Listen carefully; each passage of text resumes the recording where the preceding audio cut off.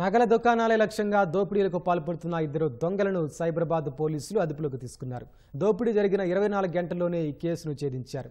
మొత్తం 3 సభ్యుల ముఠాలో ఇద్దరు పోలీసులకు చిక్కగా పరారీలో ఉన్న మరొకరి కోసం ముమ్మరంగా గాలిస్తున్నారు. సంచలనం సృష్టించిన నగల దుకాణం దోపిడీ కేసును సైబరాబాద్ పోలీసులు 24 గంటల్లో ఛేదించారు. ఇద్దరు దోపిడీ దొంగలను అరెస్టు చేశారు.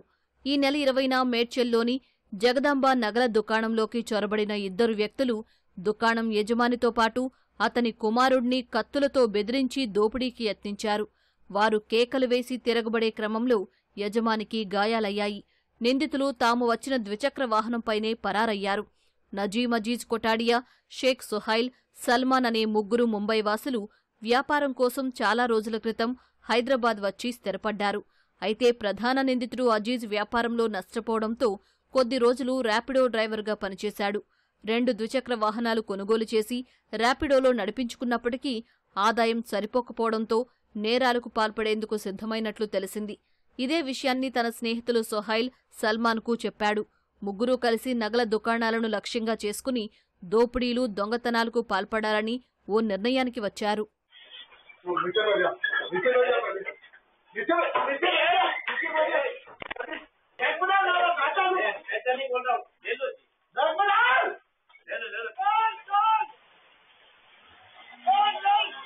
ఇటీవల చాదర్ఘట్ ప్రాంతంలో వీరు 3 కలిసి నగల దుకాణంలో దోపిడీకి పాల్పడ్డారు. ఈ కేసులో జైలుకు వెళ్లి తిరిగొచ్చారు. మరోసారి శివార్లలో ఇదే తరహాలో దోపిడీలు చేయాలని భావించి కుత్బుల్లాపూర్, జగద్గిర్గుట్ట, ఉప్పల్, బోడుప్పల్, కార్వాన్, బోరబండ, మలక్పేట్, అంబర్పేట్, మేడ్చల్ ప్రాంతాల్లో రెక్కీ నిర్వహించారు. మేడ్చల్లోని జగదాంబ నగల దుకాణంలో దోపిడీ చేయాలని నిర్ణయించుకున్నారు. ఈ మేరకు నిందితులు ద్విచక్ర వాహనాన్ని దొంగిలించి పథకం ప్రకారం దోపిడీ చేయడానికి నగల దుకాణానికి వచ్చారు. ముఠాలోని సల్మాన్ దుకాణం బయట ఉండగా మిగతా ఇద్దరూ లోనికి ప్రవేశించారు. తమను ఎవరూ గుర్తించకుండా ముసుగులు ధరించారు. నిందితులు కత్తితో నగల దుకాణంలో ఉన్న వ్యక్తిపై దాడికి దిగారు. వారు కేకలు వేయడంతో అక్కడ్నుంచి పరారయ్యారు.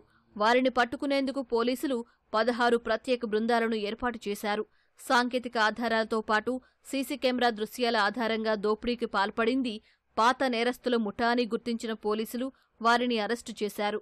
నిందితుల వద్ద నుంచి ముసుగులతో పాటు చేతి గ్లౌజులు, 2 సెల్ఫోన్లు, ద్విచక్ర వాహనాన్ని స్వాధీనం చేసుకున్నారు. పలు పోలీస్ స్టేషన్ల పరిధుల్లో నిందితులపై కేసులు ఉన్నట్లు సిపి అవినాష్ మహంతి తెలిపారు. మేడ్చల్లో అక్కడ ఒక జ్యువెలరీ షాప్ లో వచ్చి ఓనర్ వాళ్ళకి అటాక్ చేసి దాడి చేసి ఏదో they attempted to take away some things, కానీ అది సక్సెస్ఫుల్ కాలేదు. వాళ్ళు పారిపోయారు అండ్ అది బాగా వైడ్లీ రిపోర్ట్ అయింది. సైబరాబాద్ సైడ్ నుంచి Medchal police, CCS and SOT కలిసి మల్టిపుల్ టీమ్స్ చేసి they had apprehended 2 of the offenders. Further interrogation and investigation చేసి వాళ్ళకి రిమాండ్ చేస్తారు. సో దీంట్లో 3 members were involved.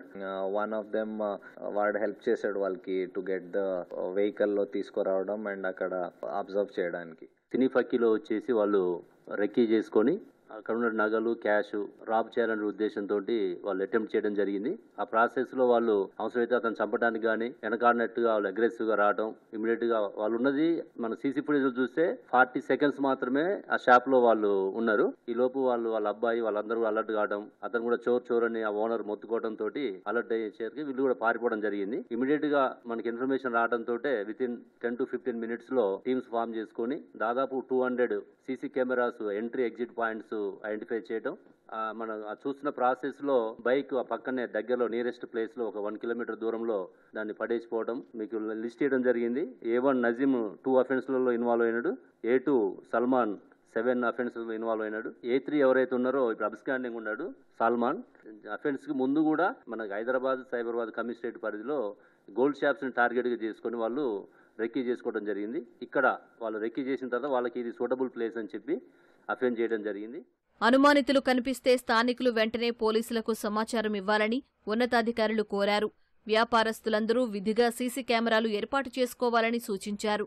నగల దుకాణం యజమానులు విధిగా భద్రతా సిబ్బందిని ఏర్పాటు చేసుకోవాలని పోలీసులు స్పష్టం చేశారు.